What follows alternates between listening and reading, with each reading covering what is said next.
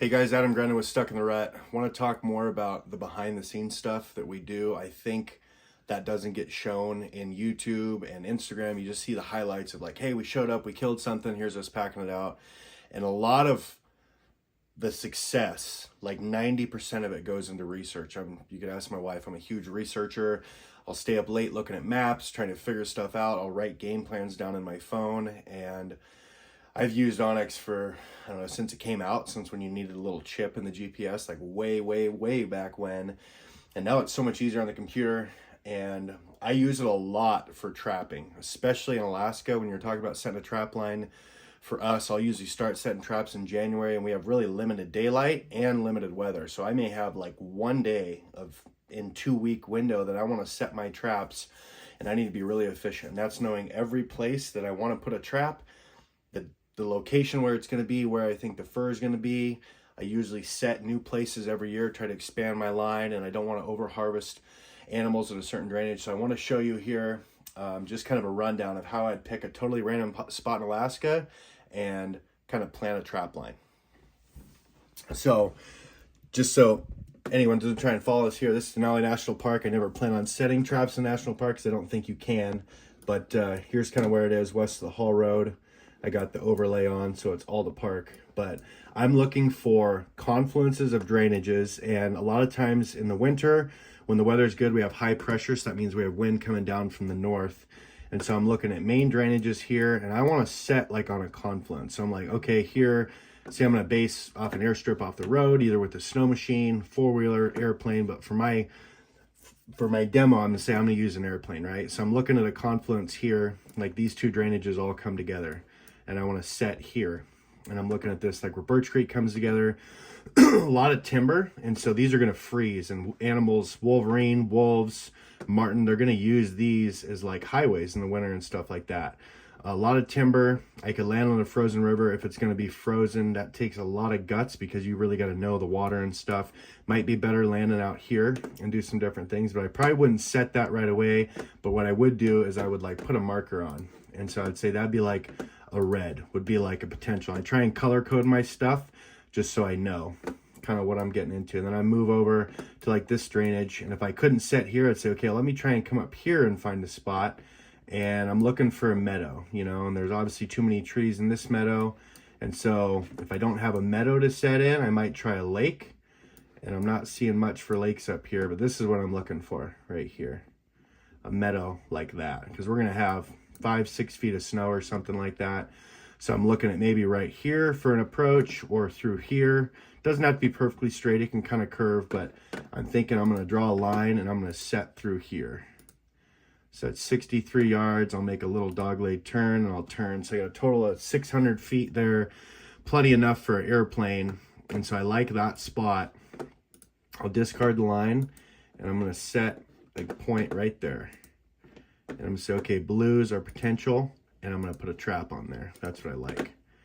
So I'm going to keep working along, and I'm expecting these animals are going to kind of run the base of these hills. They're not going to be way up in the snowy country, up the mountains, but then I got here, you know, I like to spread my stuff out from different drainages. So from this one to this one is only 4 miles. So I'll probably skip that drainage and keep coming along here. A lot of lake country here, which makes it really nice because those are going to lock up super solid. And like, let's look at this lake here, like right next to the creek, minimal walking. I can be super efficient. Come in here and measure, and that's 143 yards. Could be okay, but I have some timber on this side and timber on that side, so I think it's going to be a little too tight getting in there. So I'm probably going to go for something like this. And this lake should be plenty long.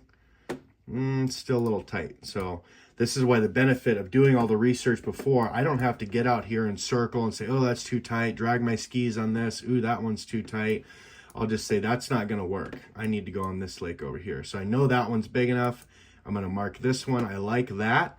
I'll probably put a trap right in here off this point because I'm going to have animals working along here. I could zoom in to see if there's any beaver dams because everything loves to go to a beaver dam. That might be a beaver dam right there. And wolverine, wolves, everything loves to go and look at beaver dams. And I'm also looking here, like see where this little lead comes in? That's going to be open water right there. And I don't want to be anywhere near any open leads. So I'm looking for little drainages that are coming in because I want a nice solid runway right out here in the lake that's going to hold ice all year. And that allows me to land here, taxi right to there, maybe put 1 or 2 in the trees, maybe run some baited wolf snares in here, and then I can walk right down to this creek and set right off the north side of this creek. And that's important to look at the timber. I don't want to put stuff on this side and there's no trees or any vegetation to set a trap. I don't want that. And I want my traps to be up here because I have wind coming from the north where my scent's going to be. The animals are going to be in the creek, and therefore they're going to smell it, work into my set, and then I can fly right by this creek, look for fur, and if there's no fur, I just keep going. So I like that one. Add this waypoint here. I'm going to put an access because that's where my strip's going to be. And then I'm going to go right down here, and I like this tree. And I'm going to add this one, and I'm going to go to my trap color, which I know is blue, set a trap. Go back to me now. So that's kind of a basic rundown, and I'll spend hours and hours doing this. Even before I go in the morning, I'll kind of give myself a tune-up. I'll look at the entire route. I'll start a line and I will say, okay, from this one to this one, and I'll have all my traps marked.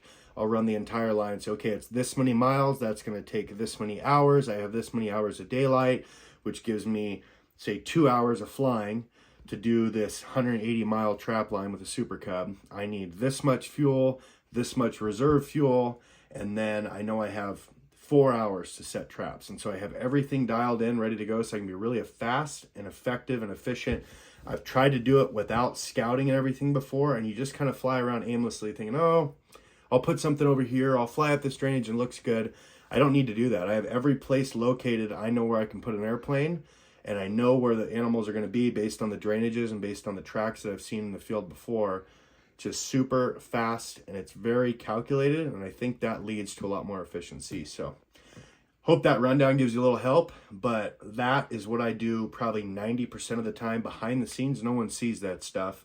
They just see, oh, it's caught a bunch of fur, but there's a lot of planning that goes into it.